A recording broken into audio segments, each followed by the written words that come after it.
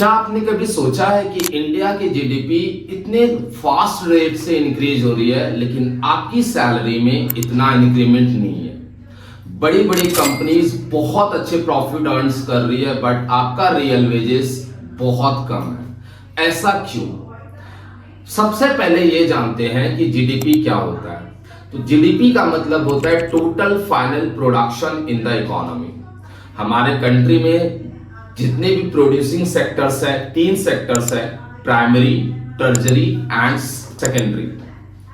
Primary sector की बात करें तो एग्रीकल्चर सेक्टर्स को कहा जाता है, सेकेंडरी सेक्टर्स की बात करें तो मैन्युफैक्चरिंग सेक्टर्स को कहा जाता है, और अगर हम टर्जरी सेक्टर्स की बात करें तो सर्विस सेक्टर्स को कहा जाता है, जैसे कि इंश्योरेंस, ट्रांसपोर्ट, बैंकिंग एटसेट्रा।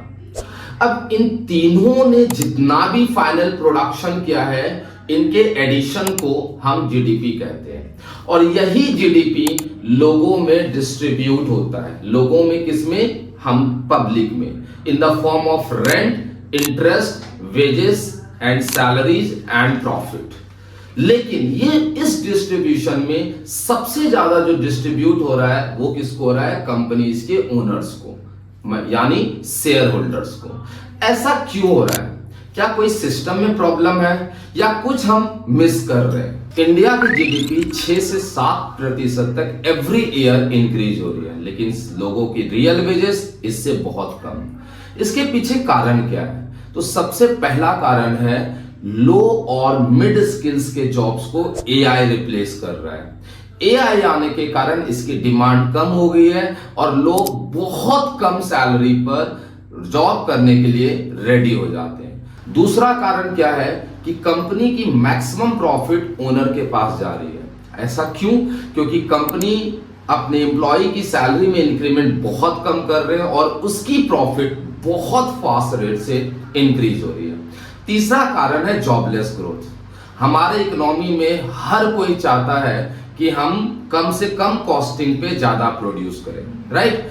तो लोग क्या करते हैं, जो कंपनीज वगैरह हैं वो क्या कर रहे हैं कि मशीन्स को ज्यादा अडॉप्ट कर रहे हैं और लेबर को कम से कम हायर कर रहे हैं, जिसके वजह से एवरेज सैलरी जो है वो कम हो रही है। आपको मैं बता दूं, इंडिया में 90% वर्कर्स इनफॉर्मल सेक्टर्स में काम कर रहे हैं।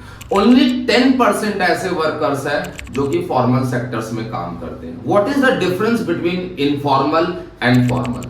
फॉर्मल सेक्टर्स वहां है जिसमें लोगों को सोशल सिक्योरिटी और बेनिफिट मिलता है, जैसे कि उनको ग्रेजुटी मिलती है, जैसे कि उनको पीएफ मिलता है, मतलब उनका जॉब सिक्योर रहता है। लेकिन हम इनफॉर्मल सेक्टर्स की बात करें तो वहां पर लोगों को सिर्फ वेजेस और सैलरी के अलावा कुछ भी नहीं मिलता। वहां पर कब उसका मालिक कब नौकरी से उसको हटा दे, इसका कोई मतलब सिक्योरिटी नहीं है। कोई पीएफ उसका नहीं डिडक्ट हो रहा है, कोई उसका मेडिकल इंश्योरेंस नहीं है। तो ऐसे सेक्टर्स में सैलरी हमेशा लोगों की लो होती है और इनफॉर्मलाइजेशन इतना ज्यादा है जिसके वजह से जिस रेट से हमारा जीडीपी ग्रोथ हो रहा है उस रेट से लोगों की सैलरी इंक्रीज नहीं हो रही है। एंड चौथा कारण है हमारे कंट्री का इन्फ्लेशन। इन्फ्लेशन रेट हमारा हाई है और वेजेस इंक्रीमेंट लो है, तो इससे हमारी जो परचेजिंग पावर है वो कम हो जाती है। जैसे कि मैं एक एग्जांपल देता हूं कि इंडिया में एक ईयर का इन्फ्लेशन रेट जो है, इन्फ्लेशन मतलब महंगाई को कहते हैं, वो 6% है और सैलरी में इंक्रीमेंट 4% है। तो आपकी इंक्रीमेंट जो इंक्रीज हुई सैलरी है वो ऑब्वियसली जो आपकी स्टैंडर्ड ऑफ लिविंग है उसको मेंटेन करने में केपेबल नहीं है। क्यों?